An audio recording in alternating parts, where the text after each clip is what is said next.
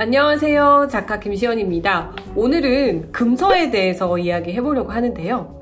금서란 국가나 지배 권력에 의해서 출판이나 판매가 금지된 책을 말합니다. 한마디로 읽어서는 안 되는 책이죠. 출판돼서도 안 되고요. 한마디로 금서는 금지된 책이었습니다. 그런데 금서하면 왠지 너무 궁금하지 않나요? 사람은 읽지 말라고 하면 더 읽고 싶은 그런 마음이 생기잖아요. 그래서 역사 속의 금서가 왜 금서가 되었는지, 금지된 책의 이유는 무엇인지 오늘 같이 알아볼게요.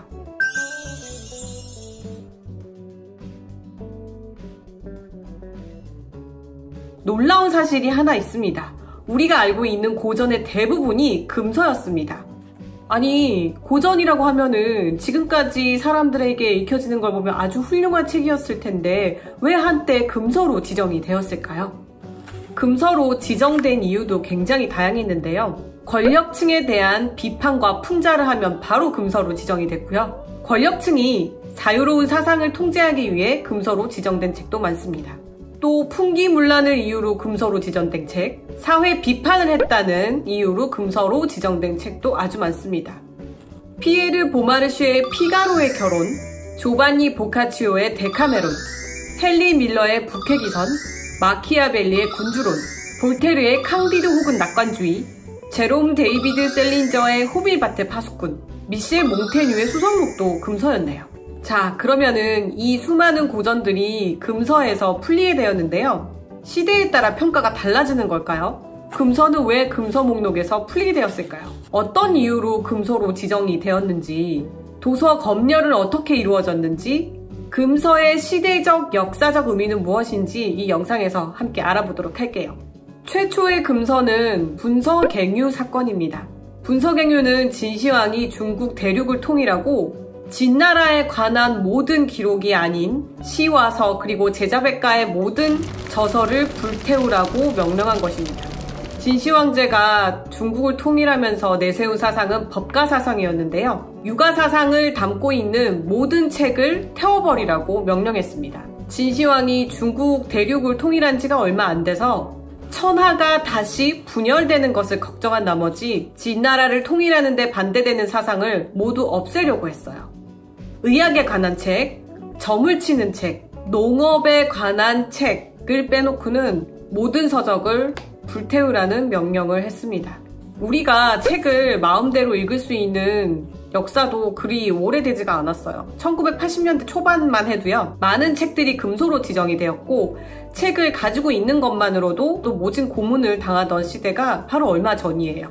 1980년 민주화 운동을 폭력으로 진압한 군부 세력은 창작과 비평, 문학과 지성, CR의 소리 등 정기 간행물 172종을 강제로 폐간시켜버리고 말았어요. 그 당시 출판 발행인을 체포하기까지 했습니다. 집권자들이 판단하기에 기존의 정치 질서와 사회 질서를 파괴하고 미풍양속을 어지럽힌다는 죄목으로 금서가 되었는데요. 그러니까 금서라는 것은 집권층에 의한 철저한 사상 통제라고 볼 수 있습니다. 금서는 정치 세력이 교체되면 그 목록에서 해제되곤 했는데요. 그럼 당시 금서로 지정된 책 한 권을 여러분들께 소개해드릴게요. 프랑스 혁명의 도화선이 되었던 볼테르의 캉디드 혹은 낙관주의라는 책입니다. 볼테르는 당시에 기독교에 대한 맹신과 미신에 반대하던 사람이었어요. 그리고 당시 프랑스의 사회 부조리를 위트 있는 유머로 통렬하게 비판하던 책을 계속 출간한 사람이었습니다. 볼테르는 바스티유 감옥에 수차례 갇히기도 했고요. 수차례 외국을 떠돌며 살아야 했는데요. 외국을 떠돌며 살 때도 볼테르는 사회 비판적인 글을 쓰는 것을 멈추지 않았습니다. 캉디드 혹은 낙관주의는 풍자소설인데요. 계속된 금서 처분과 피신과 투옥을 거듭한 볼테르가 65세에 쓴 작품이 바로 캉디드 혹은 낙관주의예요. 이 책은 절대주의 권력을 통렬하게 비판해요. 여기에 나오는 인물들이 보면 성직자가 나오는데요. 성직자가 전혀 성스럽지가 않습니다. 성직자가 온갖 나쁜 짓을 다 하고 다니는데요. 그래서 이 캉디드 혹은 낙관주의가 당시 사회 지배층에게 눈에 가시 같은 책이었을 거예요. 볼테르는 84세까지 부조리한 사회 비판을 멈추지 않고 계속 글을 썼습니다. 당시의 정치 지도자들과 성직자들의 무능력, 사회에 팽배해 있던 낙관주의 철학을 계속해서 비판했는데요. 그의 사상과 그의 저서들은 프랑스 혁명의 도화선이 되고 그는 불멸의 계몽 철학자로 남게 되었습니다. 우리에게 널리 알려진 고전 문학도 여러 차례 금서로 지정이 되었는데요. 괴테가 쓴 젊은 베르테르의 슬픔도 교황청에 의해서 금서로 지정됐다고 합니다.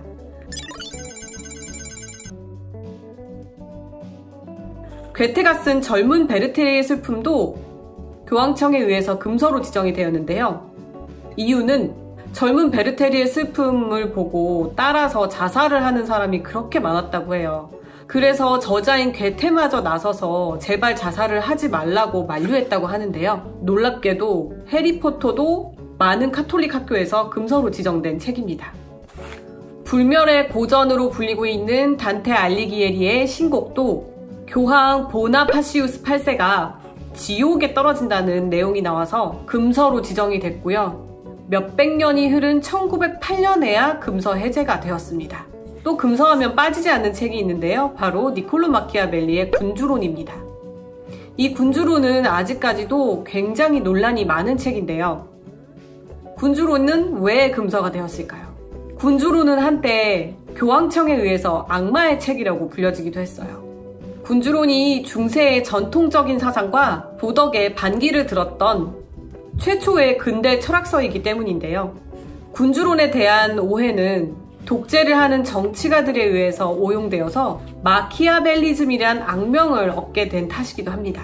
권력의 속성을 너무 적나라하게 보여주는 책이라 당시 지도자들은 이 책을 사람들에게 읽히고 싶지 않았을 거예요. 그러니까 당연히 금서가 되었겠죠. 하지만 이 마키아벨리의 군주론은 근대 정치학의 기초가 되었고 발간 이후 5세기가 지난 지금에도 불멸의 고전으로 아직까지도 많은 논란을 일으키고 있습니다.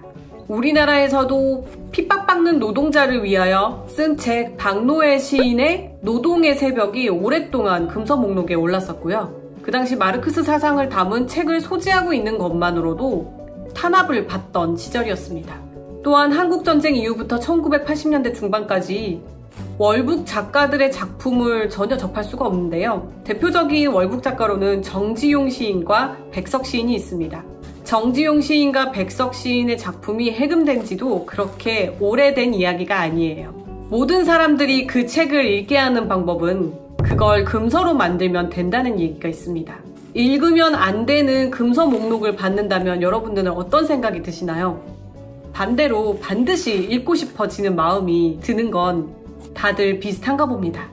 이 금서 목록을 보면서 책을 자유롭게 출판할 권리, 그 책을 자유롭게 읽을 권리에 대해서 다시 한번 생각을 하게 되는데요. 지금 웬만하면 어떤 책이라도 다 읽을 수 있는 시대인데도 불구하고 이런 시대에 더 책을 읽지 않는 게 아이러니하기도 합니다. 이 금서 영상을 준비하다가 역사와 사회, 책과 권력의 관계에 대해서 굉장히 흥미로운 사실들을 많이 발견해서 금서에 대한 시리즈물을 제작해도 되겠다는 생각이 들더라고요. 저는 다음에도 흥미로운 책 이야기와 함께 돌아오겠습니다.